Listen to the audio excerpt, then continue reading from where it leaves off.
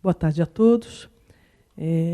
Às 16h20 do dia 28 de setembro de 2015, no plenário Mário Shows, na sede da Câmara Municipal de São José dos Campos, estando reunido o vereador Roberto Eleven, Carlinhos Tchaca e eu, Ângela, presidente dessa comissão,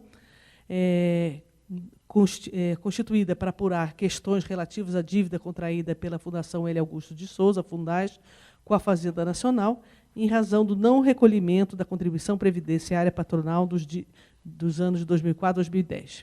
Daremos início, então, à 13ª reunião desta comissão.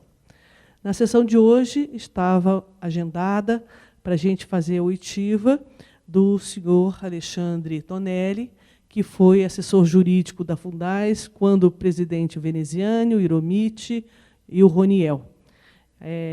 Pela segunda vez, ele não comparece, justificou hoje, às 13h40, de que teria uma audiência no fórum e que não poderia vir. Eu acho que, pela a lei orgânica da cidade de São José dos Campos, eu acho que a gente tem que tomar agora, fazer conforme a lei orienta, de fazer de uma forma mais coercitiva, porque só pelo convite através da presidência dessa casa ele não está comparecendo. Doutora Ângela, seria importante nós termos essa oitiva com ele, porque ele foi uma peça fundamental na contratação do advogado, em todas as decisões. Ele não só foi na época do Júnior Veneziano, mas foi posteriormente com os posteriores presidentes. Então, para nós é fundamental que ele esteja aqui para esclarecer até os motivos que levaram na contratação do advogado. Então, seria importante a gente reforçar essa vinda dele aqui para a gente poder tomar esse depoimento. Só queria dar boa tarde a todos, a equipe técnica que nos acompanha e quem nos assiste na TV Câmara.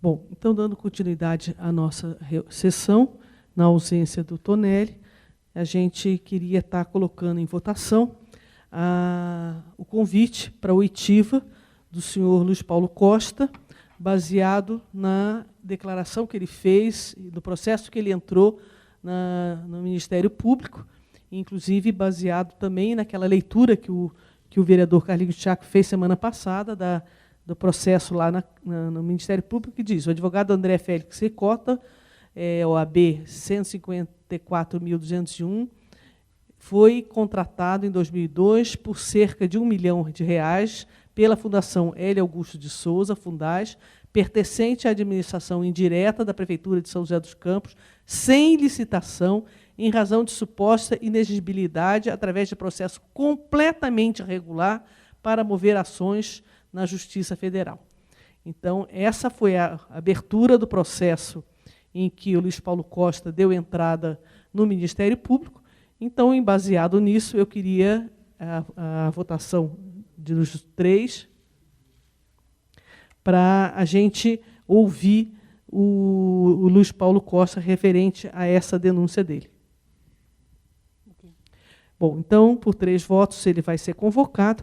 Como a gente vai tentar a ação, conforme orienta a nossa lei orgânica, de ouvir ainda o Alexandre Tonelli, fica marcado, então, para ouvir o Luiz Paulo Costa para segunda-feira que vem, dia 5 de outubro, às 16 horas, que é o horário nosso da sessão. Mais alguma coisa, senhor presidente?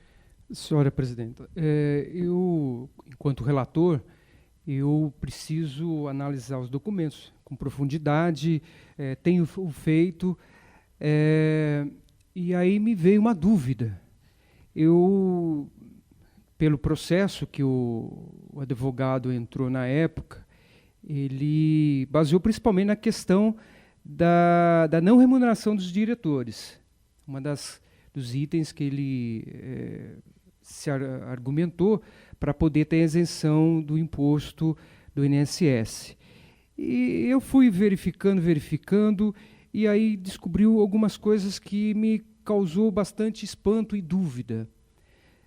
Porque a Lei 8212, uma lei federal de 1991, no seu artigo 55, ela é bem clara quando diz que só poderá ficar isento de contribuição as entidades em que seus diretores não recebessem nenhum tipo de remuneração, o que acontecia com a Fundas naquela ocasião.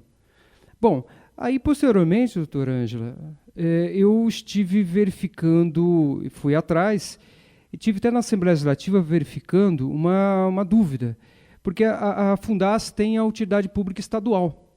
E a Lei Estadual 2574 de 1980, no seu artigo 1º, inciso 1º, ela também é clara, ela proíbe essa utilidade pública estadual se a entidade remunerasse os seus diretores, como ocorria com a Fundas. Só que a Fundas conseguiu, na época, em 2002, ela conseguiu uma lei que deu a utilidade pública estadual para ela.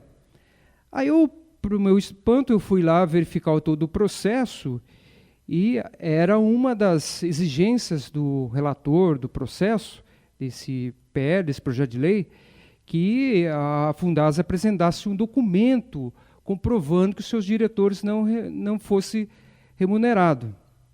E aí eu encontrei um documento lá que permitiu essa aprovação dessa lei, um atestado de funcionamento de 2000, que o Conselho Municipal de Direito da Criança e do Adolescente ele forneceu para esse processo, e dizia o seguinte, que a entidade não distribui lucros, vantagem ou bonificações a dirigentes. Ou seja, esse atestado de funcionamento aqui, atestando, não é verdadeiro. Então, o que eu recomendo, né?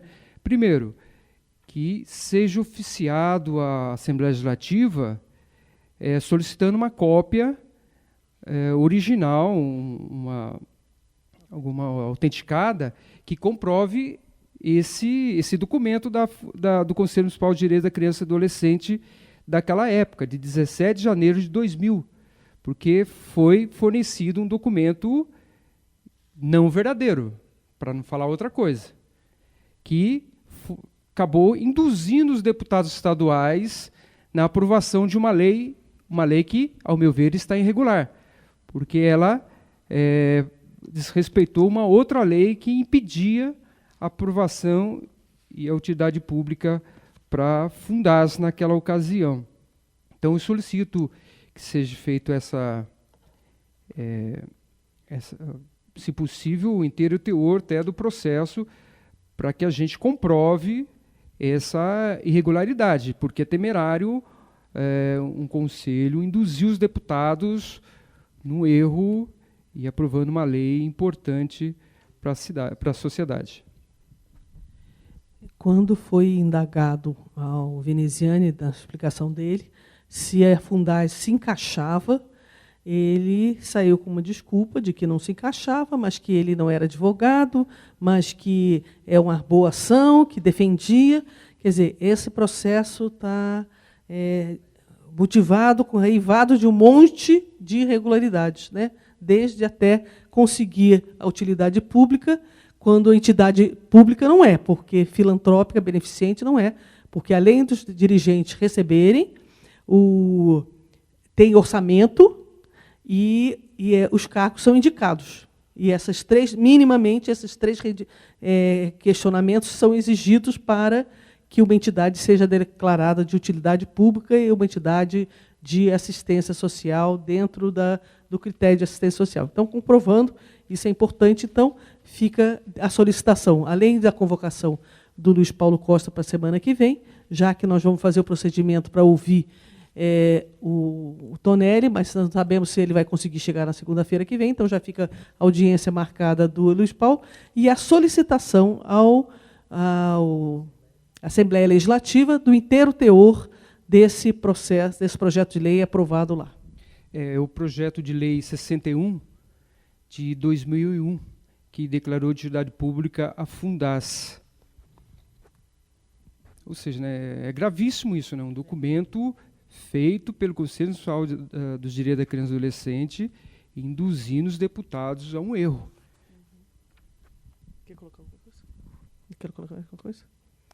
Então, nada mais havendo a tratar, a gente encerra essa sessão de hoje.